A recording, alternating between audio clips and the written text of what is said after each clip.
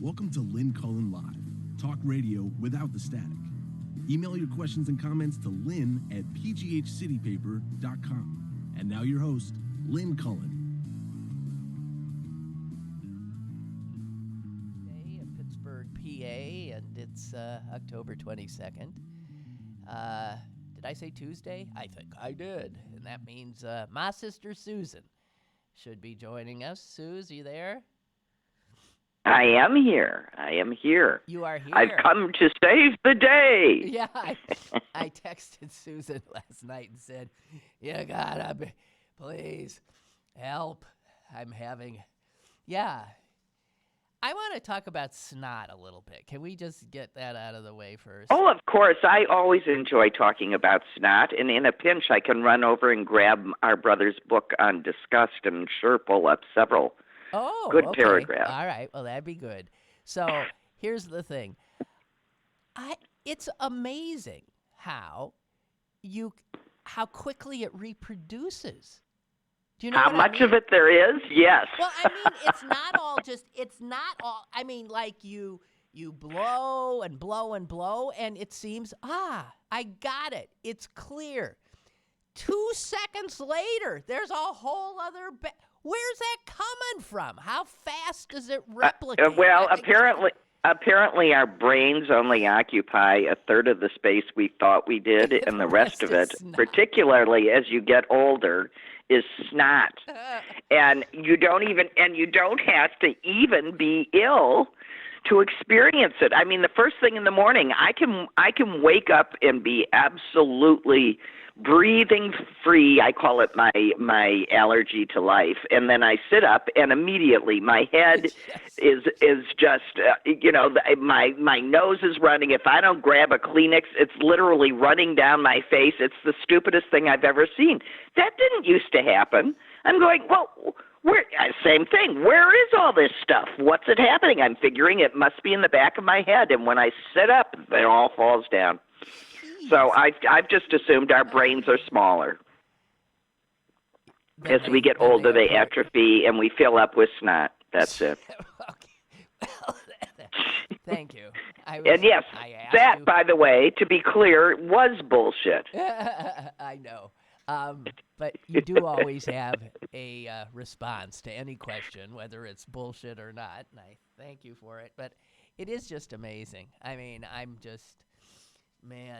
a snot farm. That's all I want to say, amongst other things.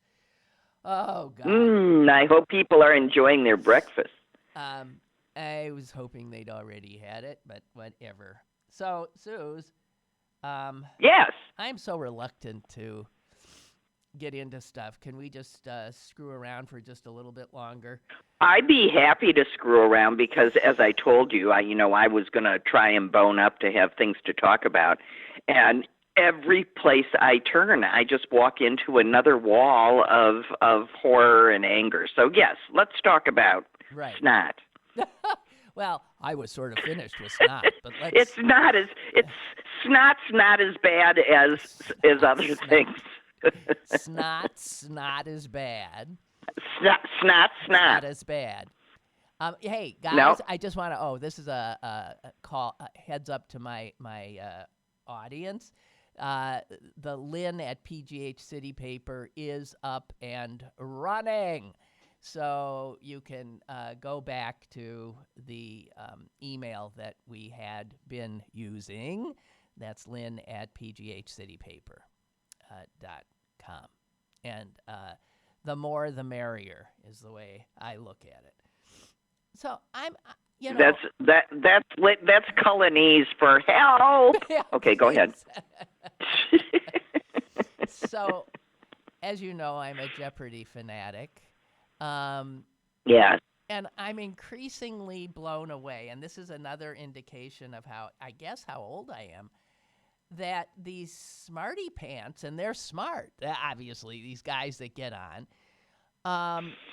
don't know things that, I'm just screaming at the TV, bah, bah, bah, but they don't have a clue. There was, they do have a clue, and it doesn't do anything for them. Like a case in point, was yesterday, and there was a picture up of Duke Ellington. And I can't remember what Trebek said, but he said something about this guy was like the be-all and end-all of the jazz era or blah, blah, blah, of the big band. I don't know what he said. Something like that. Who is it? And the champion guest, can't remember who, but it wasn't Duke Ellington. And then the next person, who, by the way, happened to be a NASA engineer. Yeah. So, like a rocket scientist, I believe that's what that's called. Yeah, right? I know a few. Okay. Friggin' Yeah. rocket scientist. She said Sousa, and Trebek looked like he was gonna, he said, Have a heart "Excuse me?" attack. Yeah, excuse me, and she said, "Who is John Philip Sousa?"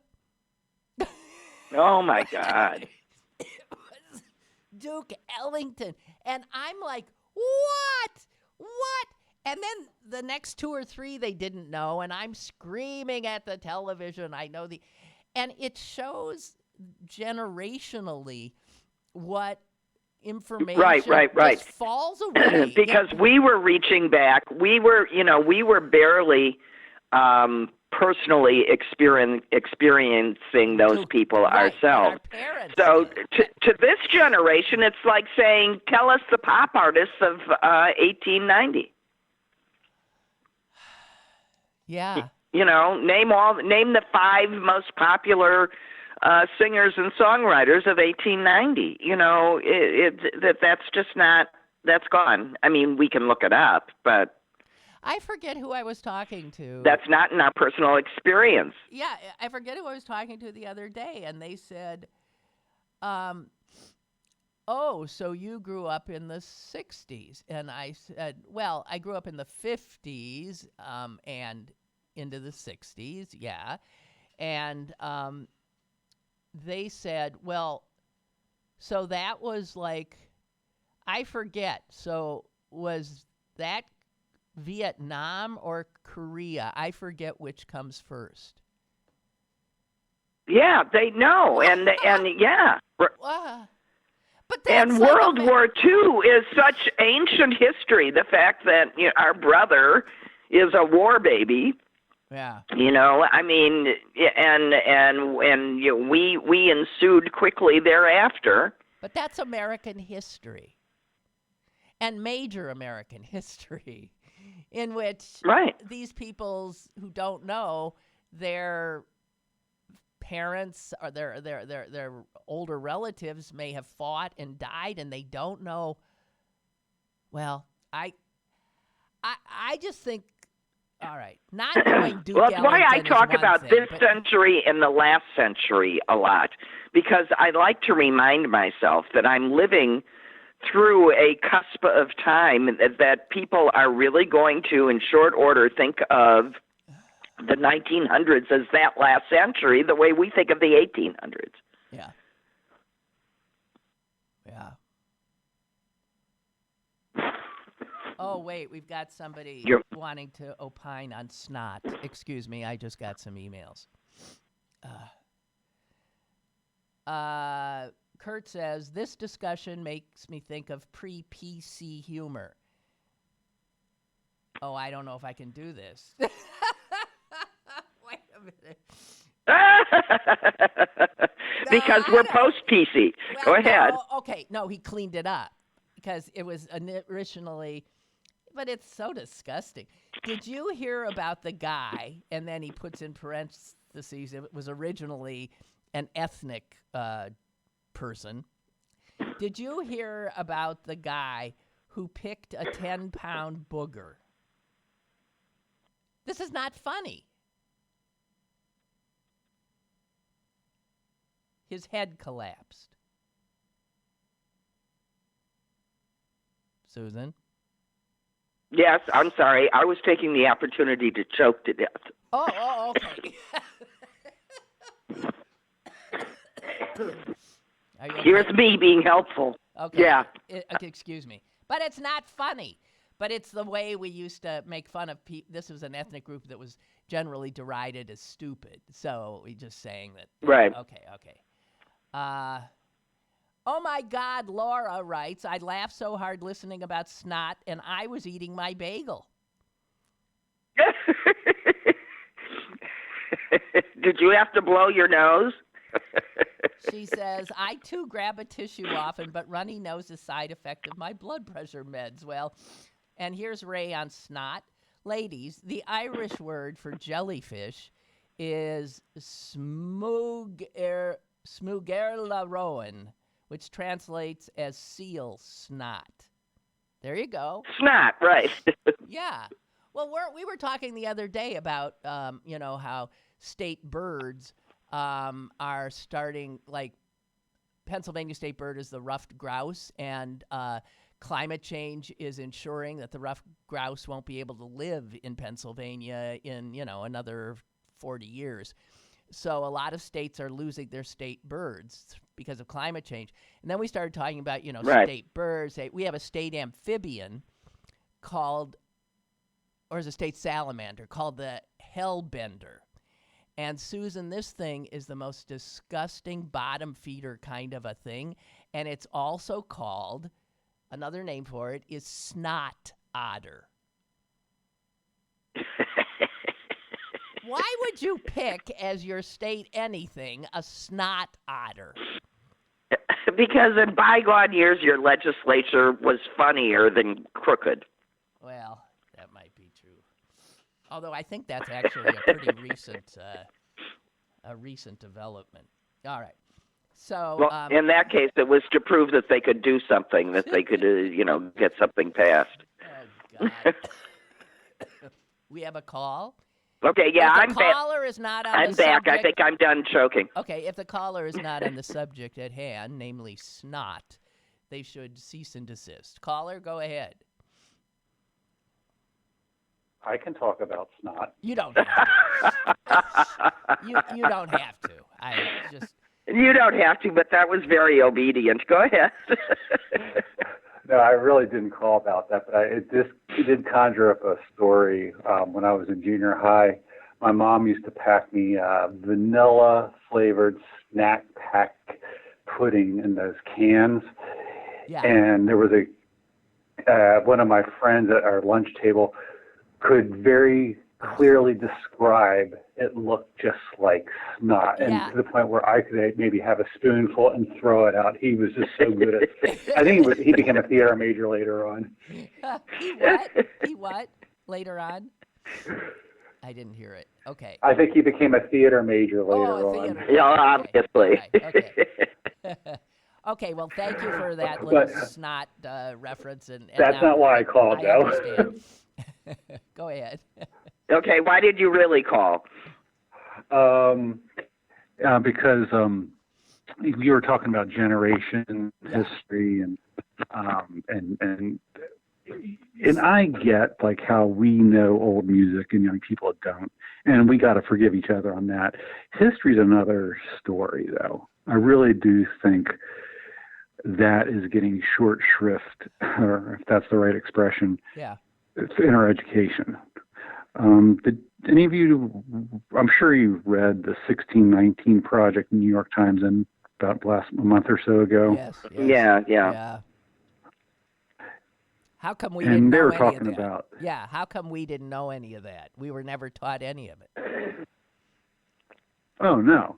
And the fact there's no standards when it comes to history. It's like, okay, math, science, English maybe, but history none. So You know the South why? has been teaching their own brand of history. That's right. Because we don't agree on what it That's really right. is. We don't agree. So recent history especially, and I guess you could say that be Korea and Vietnam, they don't get taught because it's still so incendiary a topic.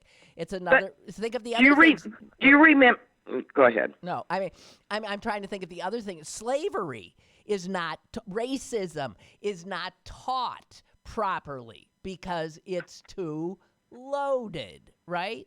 So we just learned things like George Washington chopped down a cherry tree and did not tell a lie and stuff like that. We just keep doing this mythological bullshit, which when you get to college, you find out you've spent your entire earlier 12 years learning a whole line of bullshit. Excuse me.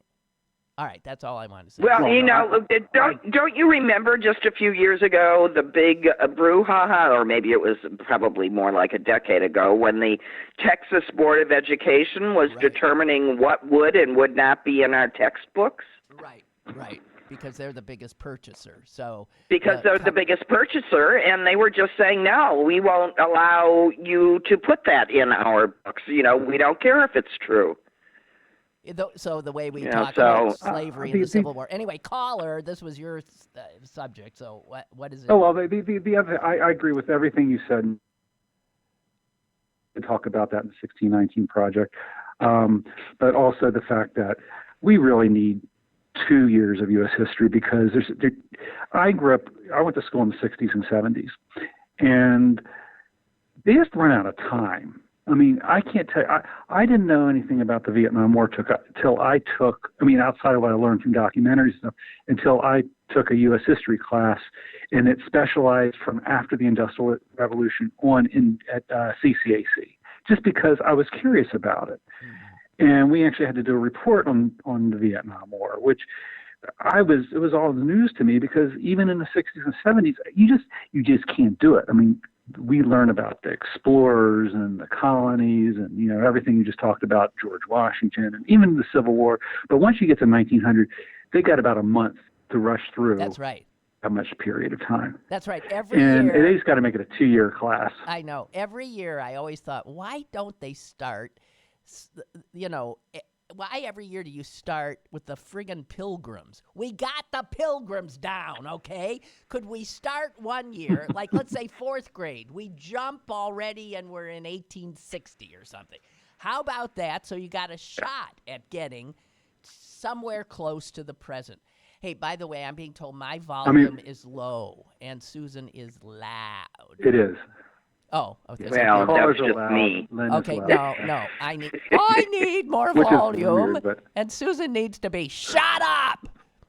Okay, we'll see if that's better. But it's funny because we all know more about Christopher Columbus than we do Herbert Hoover, and that's not right. That's right. I mean, we should know. It's. Although I learned something about Herbert Hoover yesterday from the news. When Trump, that's the first, okay, where are we in the hour? I mean, that's pretty good for him not coming up until then, and I'm the one who did it. But when Trump, at his insane cabinet meeting, press conference-y thing, said, I'm the only president who's ever, not taken their salary. What is it, $450,000? It isn't, by the way, $450,000. And Herbert Hoover did not take his salary, presidential salary, and JFK did not take it. He might have taken it, but he just signed it over to a charity. Right. So I thought, geez, I didn't know that about Herbert Hoover. I think I knew it about JFK. But so sometimes you learn. Yeah, I was going to say the only thing I know about Herbert Hoover I learned from Annie.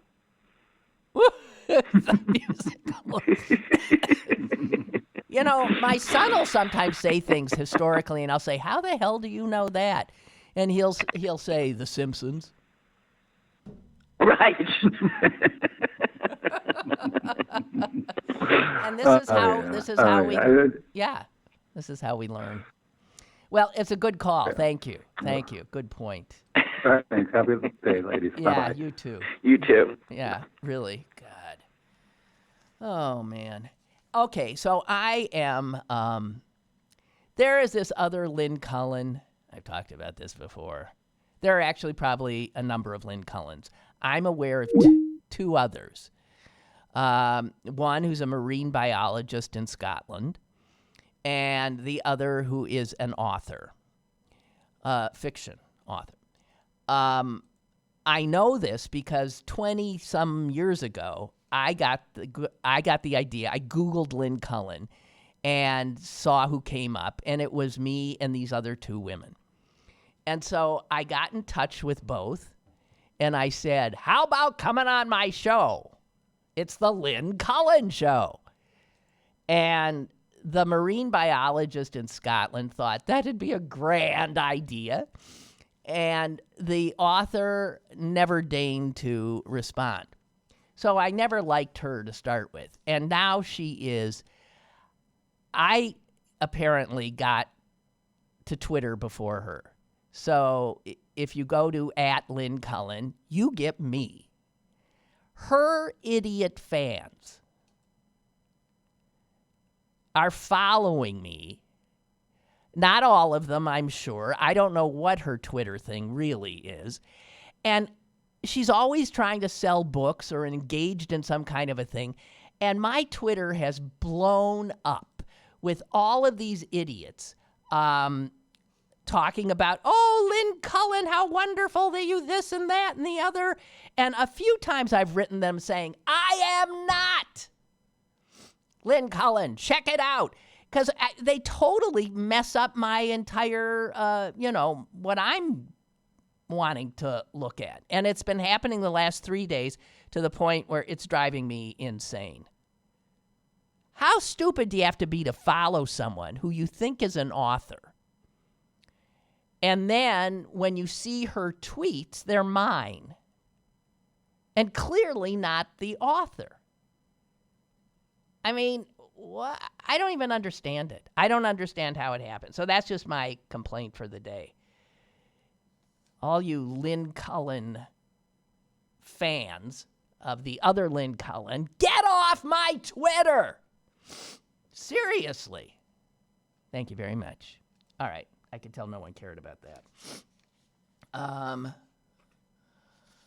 Oh, dear. Scotty Bowers died. 96 years old. Good-looking guy. Seriously handsome. I mean, back in the day. He might still have been good-looking. Do you remember this guy? He got into the news a while back when he wrote a book. Because it turned out he worked at a gas station in Hollywood. And he was, like, seriously a good-looking guy. And, people in Hollywood, in positions of power, would drive into the gas station, and they would see him. One who saw him was, and here again, this will be, old people will know this name, Walter Pidgeon, who was a marvelous actor, and in fact is in one of my favorite films, Mrs. Miniver. Susan, are you there? She's not. Susan? She can't hear me. Yeah, she can't hear me. So we'll try to get Susan back. Anyway, Walter Pidgeon. And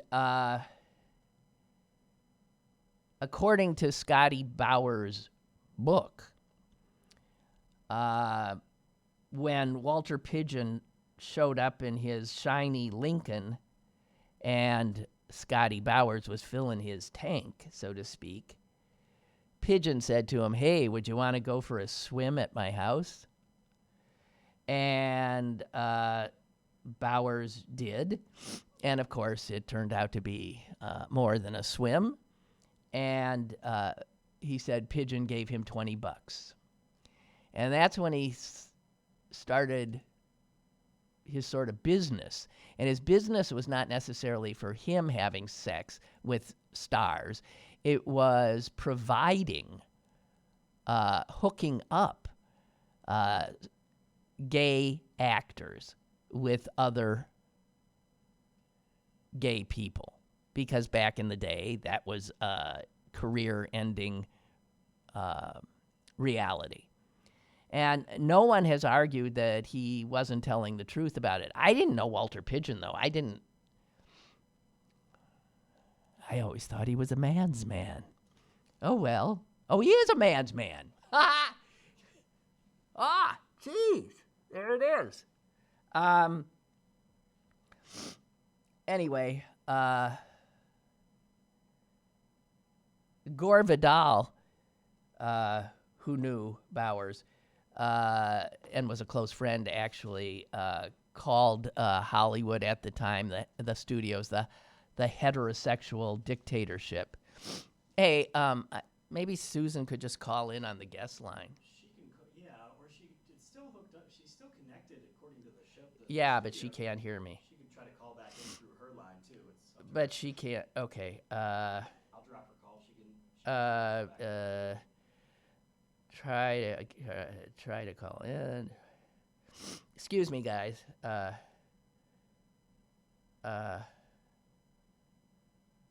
Okay. Thank you. And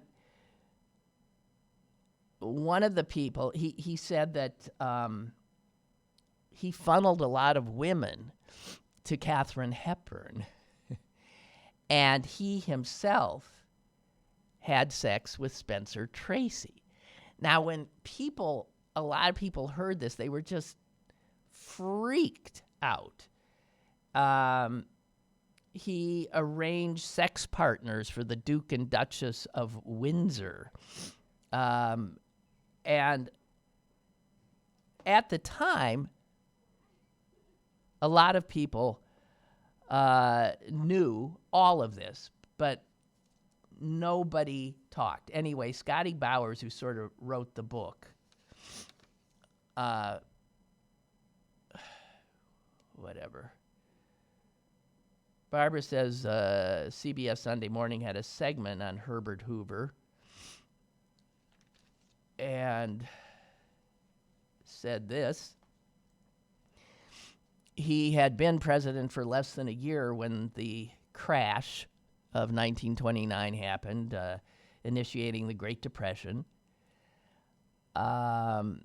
which put him at the bottom of almost all presidential rankings. But he had been a brilliant engineer and a businessman, and he had made a lot of money, many a fortune in his 20s. And he's also remembered as a humanitarian for feeding several million starving Belgians during World War I, and for introducing a variety of innovations to American life, from standardized traffic lights to milk cartons. Who knew? So we're learning a lot about Herbert Hoover. He's not the one-dimensional guy that we sometimes know from our own lousy history educations. So there's that. I'm reminded that it's the birthday today of my late great colleague, Uncle Dougie, Doug Hirth. Thank you for calling Cullen Studios beloved, and call screener line. Please enter your show number and press pound. Here in Pittsburgh. And enter your 6-digit PIN number. Yeah.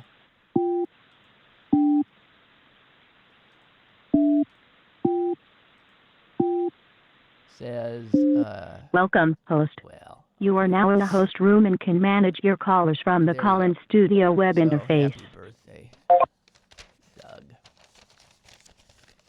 You left us too soon. I don't know. I guess she's not going to call back, huh? I don't know. I'm here. Well, she's... I'm here. I'm here. Whatever. Okay. I'm here. Hello. I'm here. I'm here. Oh, you're there. Okay. All right. Hey, Suze.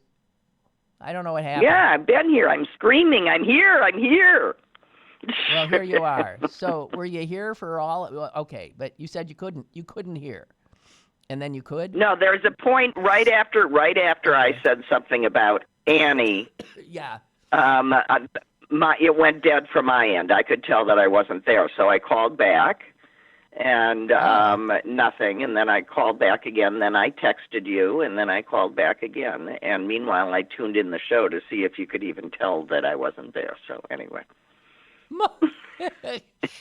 Well, you're here. I am. Yeah. So, Susan, I guess we're at a point where we can't avoid you-know-who in the show. We made it for half the show. That's pretty good. That's pretty good. I happened to tune to the top of CNN at 10 p.m. last night, and it was Don Lemon. And Yeah. he ran excerpts from our president's cabinet meeting yesterday. Wow. And Yeah. I have to say that what he played, and I mean, these were direct hunks of the President of the United States at a cabinet meeting. And it was alternately incoherent, crazy, terrifying. And I thought, then shame on all those people no, but shame sitting on all there the and yes. enabling a man that's crazy Yeah. to put the whole world in mortal danger. There they sit. How and, nuts are they? well, listen, what Lemon said is that this is not unusual now, that he calls these cabinet meetings, and the cabinet meetings supposedly have an agenda, which he does not involve himself with. He just goes off on a hour-long, incoherent rant about how great he is and how he's maligned, and how this is when he decided in this rant yesterday in the cabinet meeting that he's decided there really wasn't even a whistleblower, that the real whistleblower is actually Shifty Schiff. Now, I mean, and what I'm wondering is, he also kept saying about when he was talking about the whistleblower, and before he decided it was Schiff, he started with the whistleblower and said that there was not anything in the whistleblower's account that was true, when it has already been corroborated by a million other people, right? Well, including him. Yeah, including him. Well, but it was a perfect call. Yeah, it was a perfect call. But Of he's course not a I did that. reliable It was source. a perfect call. Right. But listen to this. While he's defending it, he wasn't even calling it a call. He kept talking about it was a perfect letter. He said, that letter was perfect. And I remember thinking, what letter? Is he now talking about that unbelievable thing he sent to Erdogan Letter in to Turkey? Erdogan. No. Yeah, Erdogan, No, 'cause right. God knows that was perfect. No. In his own head, he doesn't even know. So I said, maybe he just, no. He went back and called it a letter again and again, and he was clearly talking about Ukraine. There was no letter. Although the president was telling his cabinet and all of us that it was a perfect letter. Then he went to the whistleblower and then stopped calling him the whistleblower, started calling him an informant, and said, since when do we have to protect informants? Again, endangering this person if they're ever identified. And then from there, he decides in his own head to the fact that maybe there isn't. It might be Shifty Shift. Later in this incredible rant, I was scribbling, writing things down. He said this, why it was so good that he bailed on the Kurds. And he said, I'm trying to get out of wars. we might be trying to get into wars too. Hey. Literally, I turned it around in the next sentence. He was defending himself on Syria, saying he promised to get us out of wars, and then remembers that he really does want a war with Iran. And so he says, we might be trying to get into wars too. Got to keep our options Yeah, I open. know.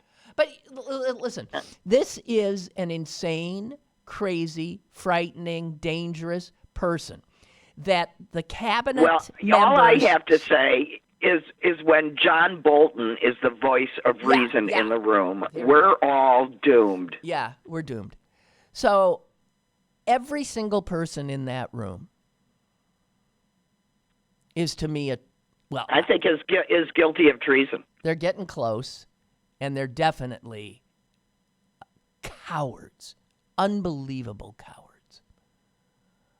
And they were all there. Our Secretary of State, our Treasury Secretary, our wonderful Attorney General. They were all there. And, of course, Ben Carson, who delivered a prayer before the cabinet meeting began. Well, he and Jesus are just like this, But I want to tell you. Listen. What? And then I'm referring to Ben's portrait of him and Jesus. Of course, I know. Yes. I read the New York Times reporting about this meeting. It in no way suggested that something was strange. It did say the president said this, which, is like not quite, they never call it a lie. I mean, the New York Times reporting of this president is criminal. We need like this and ABC, NBC, CBS, CNN. Well, I credit Don Lemon for doing it. Americans need to see this. Instead, our media is covering him like a normal president and pulling out every once in a while a little statement that actually sounds vaguely coherent and then doing their regular reporting around it. And that is not good journalism now. Americans need to see how batshit crazy this guy is and how craven the men around him. I looked at it and I beyond belief. Oh, we're learning so much about Hoover. Here's another one. Oh, Lynn wants to know, did Hoover invent the vacuum too? I don't think so. I don't think so. But, okay, hang on. Got some more emails coming in. Roger says, please go back to talking about snot. It's less disgusting.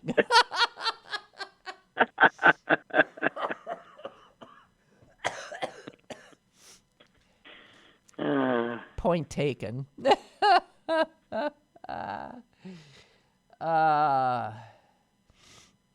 Okay, so, oh God. There really isn't. I mean, we can. If we don't talk about that, the next thing we talk about is probably just as bad. Well, I don't know. I take heart in knowing that 50% of the country currently, according to polls, want him removed. And I think, that's before they don't need to be told everything because they've been told everything. That's the sort of thing about all of this stuff happening in secrecy, and eventually we'll have public hearings so it's all put out there. But they've already told on themselves so many times that I don't know what else there is to say, right, except that they said, yeah, that's what he did. What he said he did, that's what he did. Well, and yes, it is against the law, and therefore, boom. Susan, I was saying, You know? saying yesterday that what they're doing is if they absolutely say, yeah, we did it, or if they do it in plain sight, like Trump saying, hey, I'll ask China, hey, China, you got anything on Biden? Right there in front of us, committing an impeachable offense. That the playbook for them is if you do your crimes in public, then suddenly it ceases to be a crime. Because yes, I know. How could you do then it must not be a crime. It's like, Goebbels saying, if you're going to tell a lie, tell a big lie, an audacious lie, and just keep tell it repeating often, it. right. Because a normal person will say, well, he wouldn't have said that if it weren't true. Well, he wouldn't have done that if it wasn't okay for him. He did it right in front of us. But he did it in the first campaign. I mean, when he asked Russia to go ahead and find more of Hillary's emails, he was doing exactly that. Exactly. And nothing happened to him then. No, he was elected president. But I think we should celebrate that once and for all, Trump's State House put the period at the end of this investigation. Nobody did anything vaguely criminal, and everybody seemed to be trying to comply with all of the appropriate rules. And by the way, it's Jared and Ivanka that use WhatsApp, and WhatsApp is the texting thing that disappears itself. So is by its definition contrary to open sunshine laws and open yeah. Okay, but here's the thing. And I mean, so what Susan's referring to is something that didn't get much media at all.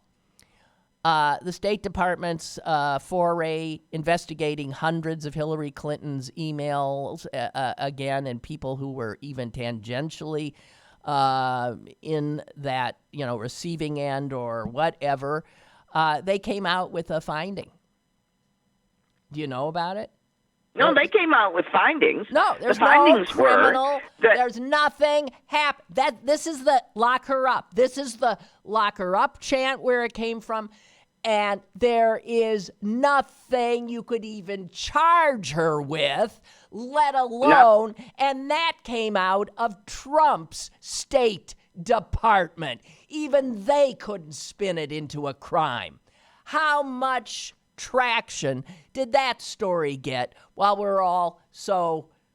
Anyway, Susan, you were saying 50% want to... There's another... Didn't I just say that? There's another. Yeah, what? There's another poll that shows now significant defections from Trump among non-Republican constituencies that helped elect him in 2016, namely, and the biggest one, white working class people, and even more specifically, white women without a college degree. 40% of white women without a college degree. That's Trump people. Who are his people? Whites without college degrees. 40% now of women in that group say they support impeachment and removal. That same number, that group, was at 29% 1 month ago. Yep. 29% to 40%. That's huge. Yeah, proving yet again that your average American is still perfectly capable of adding 1 and 1 and getting 2. Yeah. We have a call. The evidence is there. The evidence is there, and now they're watching his unraveling when they know to be true what they know to be true. Yeah. And and I'm watching the trolls. They're in trouble. I mean, because they have gone back to Hillary and Hillary and I and that doesn't gain them anything. They got nothing to say in it, for their guy. No, they don't. It's indefensible. So they just keep pointing fingers somewhere else, and that doesn't gain them any support. It just maintains the support of the idiots who will never, ever, ever desert him. We have a call. Caller, go ahead, please. Hello? Hi, Lynn. Hi, Susan. Hi. It's Mike. Hi, Mike. Can you hear me? Uh-huh. So the term isn't really lying. You all know this. It's called gaslighting. And women, particularly you guys, are really familiar with guys who do this to them. They say, no, that's not lipstick. That is this. No, you're imagining this. Mm-hmm. And so it's ironic or telling that white women see a gaslighter when they know a gaslighter when they see one. Yeah. You mean they just know white men? Yes, they know white men, exactly. And it's also ironically what abusive spouses do. Exactly. Yeah. To their person they beat. So if you're an abusive spouse, it only matters how you feel, but it matters what they do. And it doesn't. So I'm the abuser, and my feelings are paramount. Yes. It matters how I feel. Doesn't matter how you feel, the one I'm beating. It matters what you do. You did this, which made me feel bad and hit you. Right. It's exactly abusive behavior from a bully. It's like clinical. It's exactly what you see in couples counseling when someone's beating their spouse. Uh-huh. And now we know what Melania and all of his wives go through with gaslighting and him being a bully. Yeah. Well, right. It's at least 90% of the reason that Melania's face has set that way. Well, we right. We are a nation now whose big daddy leader, who some 40% of Americans seem to feel comfortable with. Maybe they all had abusive fathers. I don't know, narcissistic abusive fathers, so this feels like the way things should be. But you're right. We're living like abused. We're living and reacting like abused children who live in these households are. We're anxious. We're fearful. We're angry. We're hoping someone will just magically come and rescue us. And others of us are doing everything we can to not anger him. And those are all the people around him. They're doing anything they can, saying anything they can so he doesn't turn on, so his wrath doesn't turn on to them, which is a fool's errand. So, right, the whole country now is living in essentially an abusive household. It just happens to be the United States of America with Donald Trump as the head of the family. Speaking of which, has anyone seen Rudy lately? No, his attorneys have told him to hide out. Yeah, Finally, he's listening to somebody. He's at an undisclosed location, somewhere in the Ukraine. He's been disappeared. I suddenly had a little flutter of worry for the boy. Oh, he might get off. Yeah, he sure knows too much. To an attorney, what would have to happen for Giuliani to lose his license? Oh, he's done it. He's done it 65 times over. Yeah, I think. So why hasn't he lost it? Well, there's bigger. They're waiting for him. No, they're waiting for him to be convicted of something, and then he's gone. He'll get convicted of one of the thousands of felonies he's conducted, and that will be, grounds for losing his law license. Right, Billy Clinton lost his law license for 5 years. At this point, it's sort of like if you're an attorney, you get to lose your law license for a while. Right. But do you have to be indicted? Can the board just take it away because? Oh no! You could absolutely. There are grounds within each state bar for dismissal, and I think one of them is just being disreputable. Lying, doing a bad job, not representing your candidates, or your clients appropriately. It depends state by state, but no, you don't have to be convicted of a crime. Somebody does have to make the complaint. All righty. Well, so the go- bar's waiting for someone to make a complaint. So go make a complaint. Yeah, I would think. Yeah, go ahead, Mike. I mean, I don't think they can take judicial notice. Yeah. All right, you can go make a complaint, Hey, I got to move on because we got some other... Thank you, as usual, You're for welcome. the call. Bye. I appreciate it. We don't want to lose sight of the fact that the creep in command is coming to Pittsburgh tomorrow. And he will be... he will be ensconced just a few blocks from where I sit now. The amount of... I don't recall presidential visits causing quite this much difficulty. But the local paper is saying that in addition to all the road closures that happen, schools are closing down. Now, that I don't recall. He's going to... Why? Let me see. I mean, is having Trump in town like an active shooter alert? Why? Here's what it says. 12 Pittsburgh public schools will close for the day. They're high schools. They're all high schools for some reason. And it says here, superintendent says, due to information we have received from city officials, the unknown impact of rolling closures on traffic, and as an additional precaution, we will close 12 schools to ensure students are not traveling through downtown during the visit. What? Yeah, they can't guarantee that they can get their kids to and from school. Okay, and here's because the other. of Here's road the other closures. thing. Yeah. Here's the other thing. This visit. Last time he came here and went to this same venue, it cost the city $164,000 in police overtime. They sent a bill, like every other city does, to the campaign, and of course, never paid. They were stiffed. They were stiffed.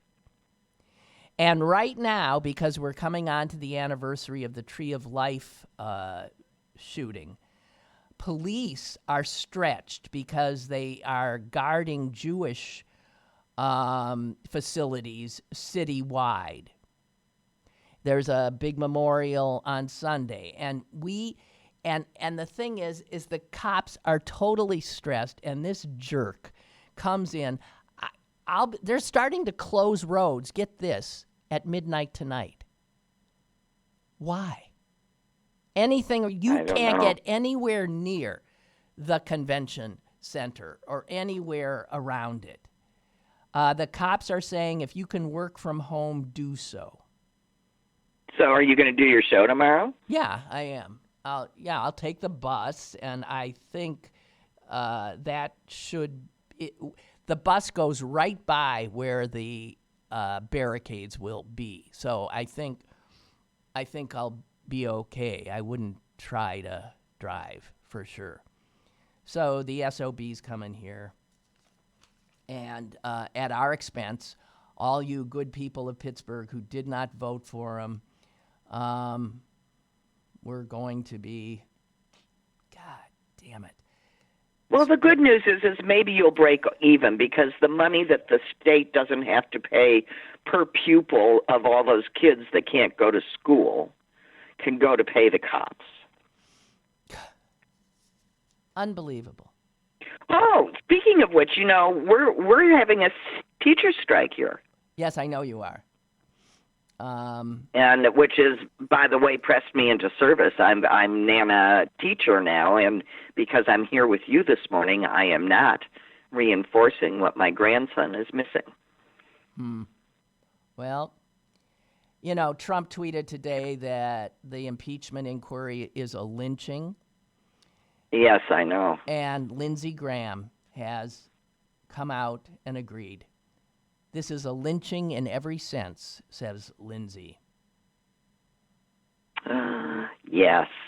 Here they go. Unbelievable.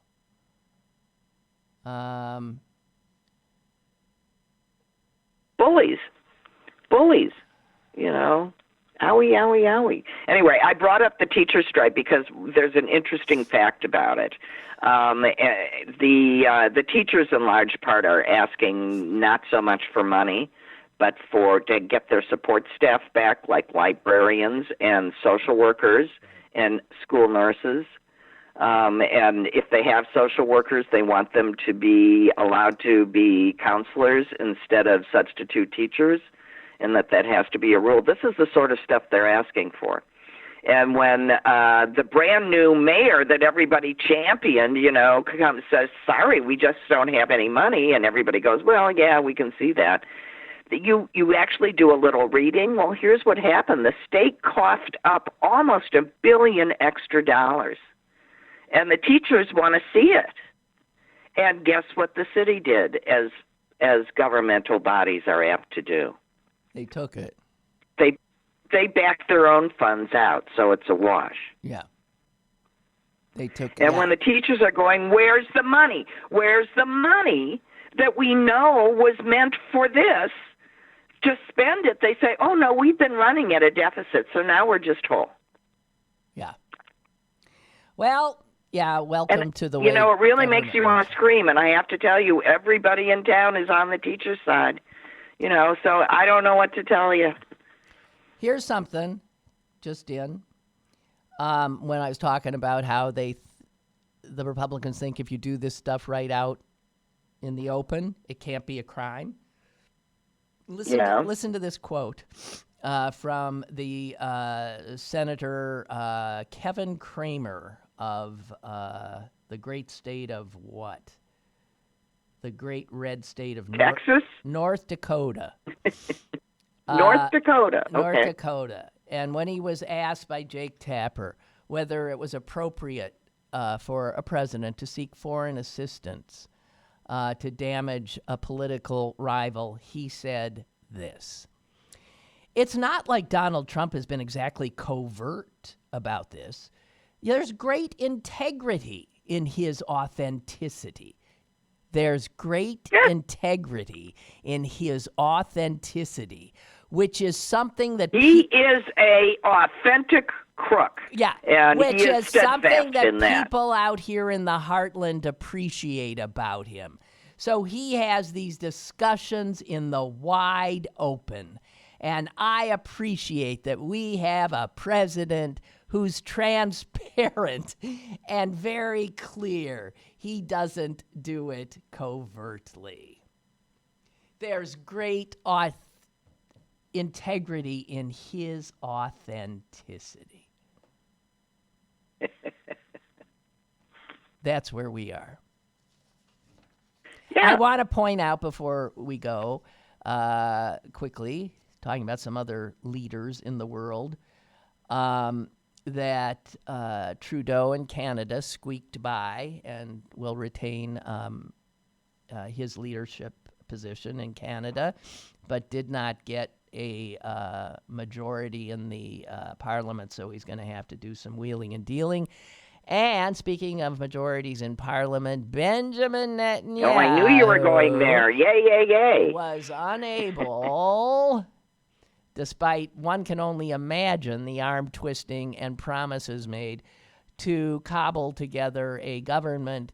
And so now the guy who actually polled better than him is going to have a shot. And odds are he will not be able to pull a coalition together. So Israel is at an absolute political standstill and will have to have yet another election. Also, I want to remark on the fact that Jimmy Carter has been hospitalized for another fall and has broken his pelvis, which usually is not good when you're 95 years old, but this guy seems to keep beating the odds, so we'll wish... yeah, it's apparently just a hairline, and he's looking forward to recovering at home. Big deal. He says he's going to go out and build a house tomorrow. Yeah. He's going to go out and build another house tomorrow. Who cares? So, And I also want to point out that for the second day, the Wall Street Journal editorial pages, I don't think the name Trump has been seen on them. So while if you want to get to some place where you can't, like Trump is not sucking all the air out of the room, it's hysterically the Wall Street Journal editorial page, which, like supporters of this president, can't figure out how to in any way defend anything about him. So they're just pretending he doesn't exist. It's unbelievable. So what did you speak about Mitt Romney yesterday? No, I didn't. Mitt, I don't know. So, yeah, he's speaking out. Good for him.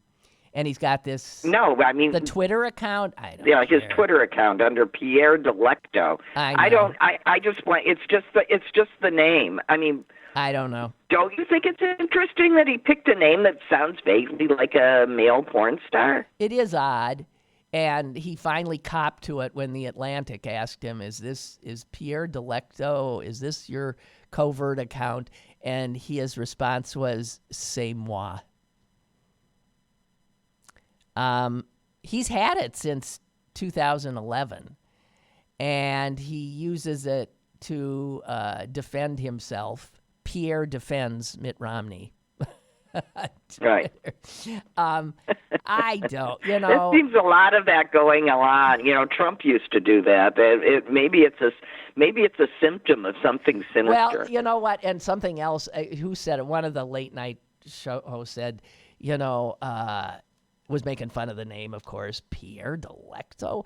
And he said, this is like Romney, straight-laced Romney's alter ego. And he says, you can just see him up late at night after he's had maybe a half a can of Diet Pepsi. Just signing on to Pierre Delecto's and, going at it. God. Yeah, I picture him sort of like in a Tom Cruisian white shirt and boxers sliding into the room as Pierre Delecto. All right. Well, as Republicans go, he's actually not looking as horrible as the others. So Pierre Delecto, I'm with you. Okay, Suze, thank you very much. Appreciate it. Okay. I'll see you soon. I hope the strike gets settled. I hope the strike gets settled, too. Bye. And Bye. You guys, goodbye. Stay dry. And keep your head down tomorrow when you know who graces us, disrupts us with his noxious presence. Bye.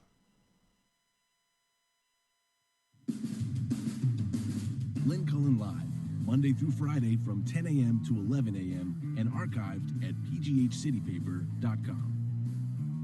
The opinions expressed on Lynn Cullen Live are those of the host and do not necessarily reflect the viewpoints of Pittsburgh City Paper or its advertisers.